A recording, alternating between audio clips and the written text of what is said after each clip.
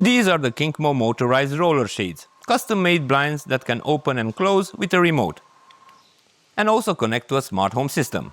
I used to have normal drapes here. They worked, but they were manual. Sometimes they got stuck and they don't really match the kind of smart home setup I'm trying to build. Now the window looks cleaner, the room feels more open, and with one press on the remote, the shade moves by itself. So yes, at first this looks like a simple comfort upgrade. You press a button, the blind goes down. And it's nice.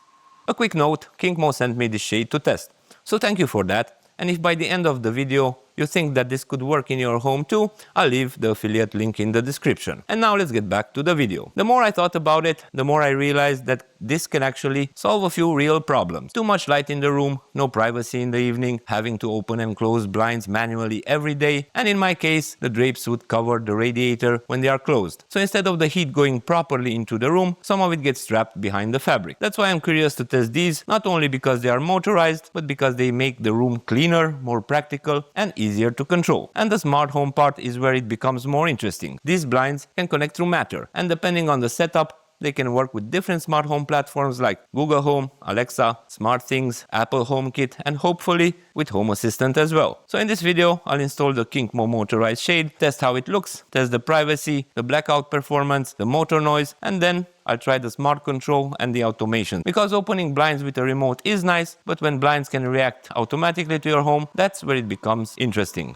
Before installing it, let's quickly look at what I received in the box. Of course, the main product is the Kincmo motorized roller shade itself. Because this is custom sized, it comes in a long box. It's protected with foam on the sides, so don't worry, nothing will happen to it while it's delivered. In the box, I also have the mounting hardware, screws and wall plugs, the remote control, batteries for the remote, the charging cable which is quite long, the Matter hub, and the quick installation guide.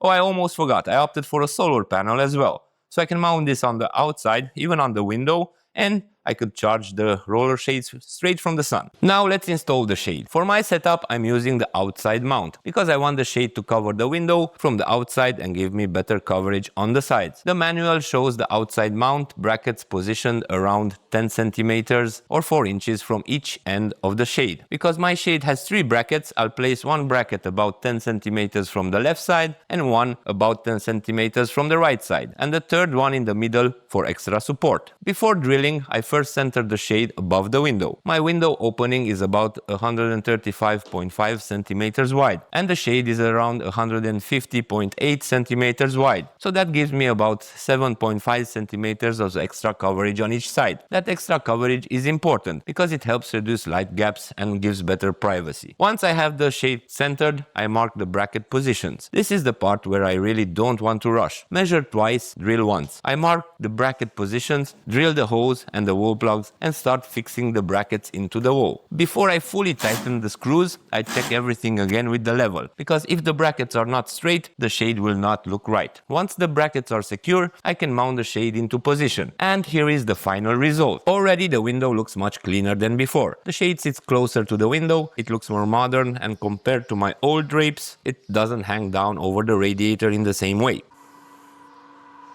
One extra accessory I also received is this solar panel. This is a nice addition because instead of charging the shade with a cable all the time, you can mount the solar panel on the window or outside, and it can help keep the shades charged. I haven't decided yet where the best position is for my window, so for now I'll test the shade first and then I'll choose the cleanest place to mount this solar panel. Now that the shade is installed, I want to quickly talk about the ordering part, because this is not a really one-size-fits-all product. When you go on the Kincmo website, you don't just click buy and hope it fits.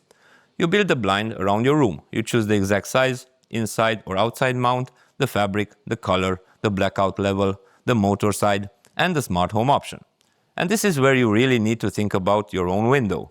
Do you want it inside the frame for a cleaner built-in look, or outside the frame like I did for better coverage?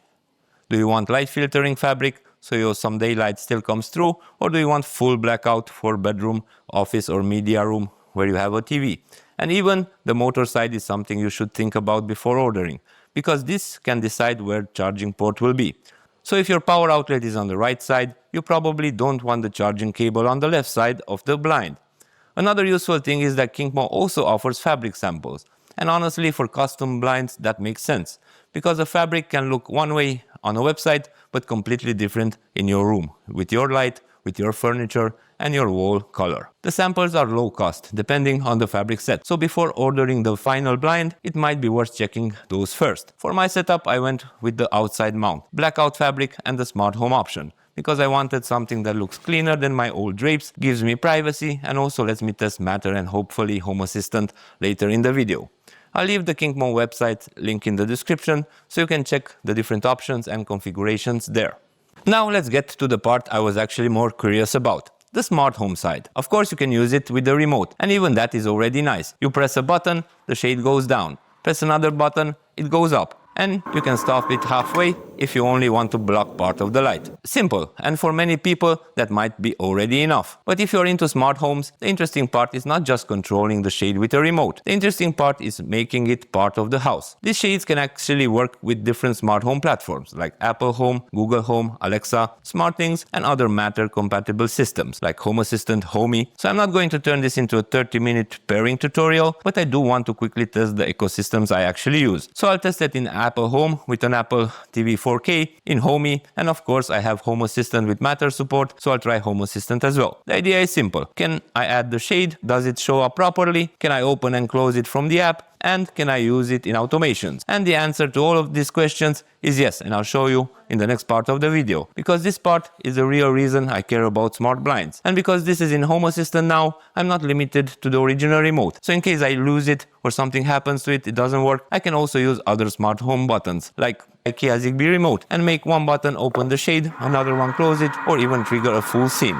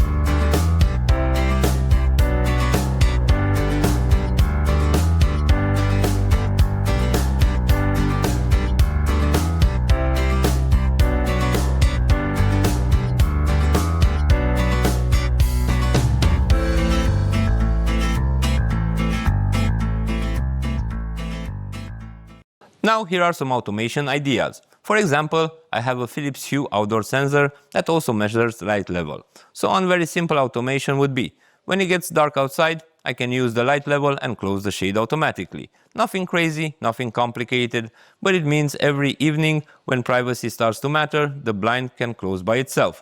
And this is where smart blinds start to make more sense. You could have a morning routine where the shade opens when you wake up. You could close it during the hottest part of the day if the sun is hitting the room.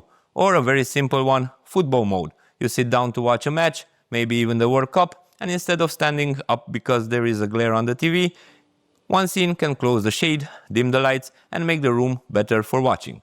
That's the kind of automations I like. Not automation just for the sake of automating everything, but small things that make the room react to what you're actually doing. So the remote is useful, but automation is what makes this more than just a motorized blind. Now, smart control is one thing, but it still has to work as a blind. So let's test the basic stuff as well. Let's test first the light blocking. This is the room with the shade open. And now let's close it. This is a pretty big difference, because I went with the blackout fabric. It blocks most of the light coming through the window, and the room instantly feels more controlled for a bedroom, an office, or even a room where you watch TV. This makes a lot of sense. Next, let's test the privacy. During the day, the shade already gives the room a cleaner and more private feeling, but privacy matters even more in the evening, when it's dark outside and the lights are on inside. That's usually when normal windows become like a display case. So with this shade closed, you get that privacy back. And if you combine that with the light sensor automation, you don't even have to remember it every night.